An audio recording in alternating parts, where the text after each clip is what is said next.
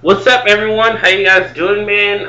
Hope you all doing good. These are my Survivor Series match card predictions, which is going to be on tonight. So, here are my predictions.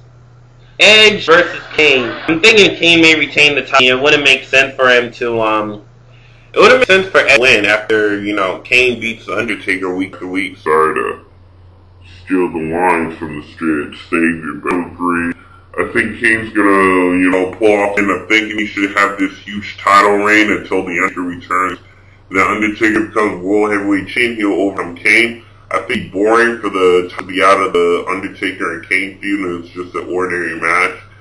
But, if they're planning on making it personal, then I think The Undertaker can make it personal, Eddie will. I think that will be interesting if The Undertaker didn't care for the title. They mentioned that, but if they're gonna have this feud resume, then I think Undertaker should come back and then beat Kane, because I think Kane should be on this powerful reign until Undertaker returns. Or if Edge wins at the next pay-per-view in a rematch, then Edge can get the title back for one fact. That's what I'm thinking. But unfortunately, Edge did kidnap Paul Bearer, so we don't know how that will carry on the Survivor Series after what happened on Friday Night SmackDown. The Elimination Tag Team match. Chris Masters, who's currently a jobber, he's been jobbing to, on Friday Night SmackDown, he was recently jobbing to Jack Swagger, so I think Swagger may be the first eliminated.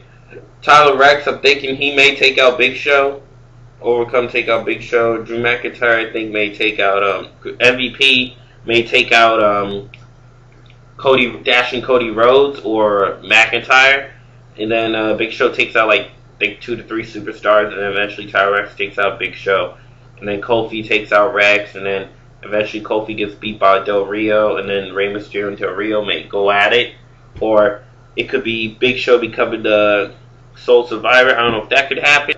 For the most part, I think Alberto Del Rio's team may escape the win, because we may have a good, well-accomplished team. Rhodes and McIntyre, who were former WWE Tag Team Champions.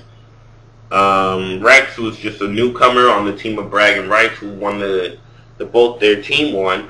And Swagger, the All-American who's former World Championship captain and successfully defending against Randy Orton. And he beat the WWE Champion. I forgot who was the WWE Champion, but I know he's champion. So he's been having some good runs.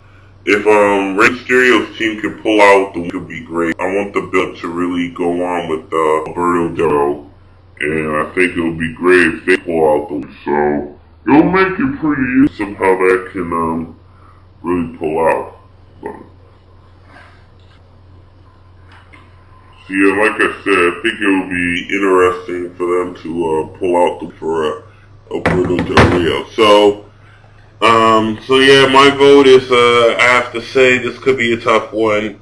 With Big Show on the team, I think Rey Mysterio may win as the sole survivor. Alberto Del Rio in this big showdown. It'll make the pay-per-view interesting if that's to happen. So I'm hoping that showdown happens, because this big epic feud's been going on. And I think this feud may go on to TLC, Rey Mysterio versus Alberto Del Rio, because the showdown's been great. The Mexican feud. So Alberto Del Rio exploding very great as a face. So let's see what goes down. I'll be looking forward. Morrison against Sheamus. Well, I wouldn't say Sheamus. Sheamus is a bully, but he's an epic bully. More of a better heel than Dolph Ziggler. I do like Sheamus. He's one of my favorite heels so far. But hopefully he doesn't lose to John Morrison, and for him to get disrespected just because the fans, hate him so much. I have to say John Morrison may pull the win after the assault, but I think Sheamus may somehow sneak out a tactic where he can interfere in the match, and then Sheamus somehow pulls a cheat win. So I'm thinking that could happen, because John Morrison may get upper hand in the beginning of the match, and then Sheamus winds up turning the match around. Or Sheamus gets the upper hand, John Morrison turns the match around, and halfway Sheamus shuts down momentum and then pulls a win. So I'm thinking that's what may happen. I think this match would be very great. This match has been pulling off a heated feud. I think hopefully this match does very good.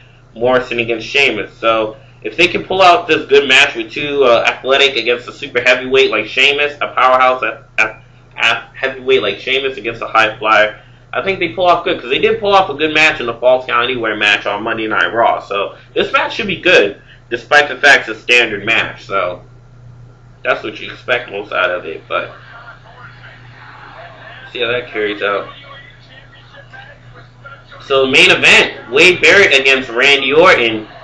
This match should be pretty interesting, I think, because with this could be pressure. I mean, after what happened on Monday Night Raw, it's going to be determined that Cena will call the match down the middle, but I think Wade Barrett may pull out the win on his own, fair and square. I'm thinking that's what may happen. That Cena may crown him and reveal a Nexus shirt, or either way, if Cena winds up getting knocked out and they get another referee in there, and then Cena can't get free or fired. So that's what could happen, and then Cena winds up being the leader of the Nexus. I think I would throw that storyline there where Cena becomes the leader, and then he starts controlling Barrett and starts turning the tables around. Because, he's either free or fired, but for the most part, he's going to call the match down the middle, and he may leave with honor. But if he wants to be fired, he may take a hiatus from wrestling after a while, and, his girlfriend or fiance or wife may get pregnant. Well, he is married, but you just don't know the woman. He's a regular woman, Elizabeth Ward, who probably college, high school sweetheart of whatnot. But for the most part, he may quit. He may take a hiatus from wrestling, so they may ride him out. Or if he was to be free, then we'll see how he pursues from there. But I think he may reveal the Nexus shirt and winds up turning the tables on Barrett, becoming a leader. I'll pull that storyline there. I think it'll make it more interesting. He'll bring more joy from being in the Nexus, and it'll be great. I'm thinking that's how I'm gonna pull the storyline there.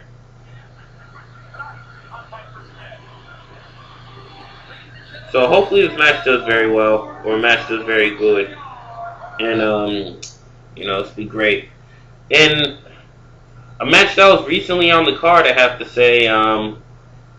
The match that was another match added on the card was the Survivor Series handicap match, and it's a handicap match for the championship apparently, and it seems unfortunate. It is Natalya versus Lay Cool. So I'm thinking for Natalya and Lay Cool. I'm hoping Natalya pulls the win over this handicap match. If she does pull off this handicap match, I think this would be a good storyline. But for Lay Cool to, after their win in the tag team match, it wouldn't make sense for them to win in a handicap match. It just wouldn't make sense. It'll be boring and predictable, just be stupid. But if they're just gonna, I think it would be, I wouldn't say that it would be stupid for them to pull something like this, but I just think it would be lame for Lay Cool to win, because we know the numbers gain, and that will just pull off a good win. But for the most part, if that was to happen, I think Natalya would get a good upper hand in the match. And then Natalya would wind up overcoming the odds, and then Layla winds up cheap shotting Natalya. Michelle nails her boot and then pulls a win. Or if Lay Cool pulls off a good upper hand in that match, and then winds up Natalya turning the match around completely, pulling her sharpshooter. It takes they always do this long taunt, and then they do the sharpshooter.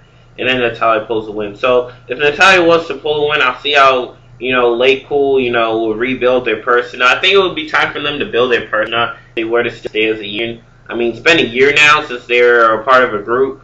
So, literally a year. So I remember last year when they had that Pookie James storyline. Now the tables are starting to turn around. So we'll see how it comes about for Lay Cool to get the titles back if they were to lose the titles for one match. But glad it's not a non-title. So this match should be very good. I'm hoping it's a good match, and I'll be counting on that match to happen. But for Lay Cool to pull off a good upper hand, they look like a powerful team.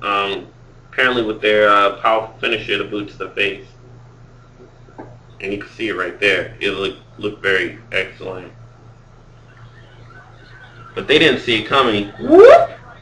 So this match should be very good. Whoop! Oh, this is what they could pull. But let's see how Natalya can overcome the odds.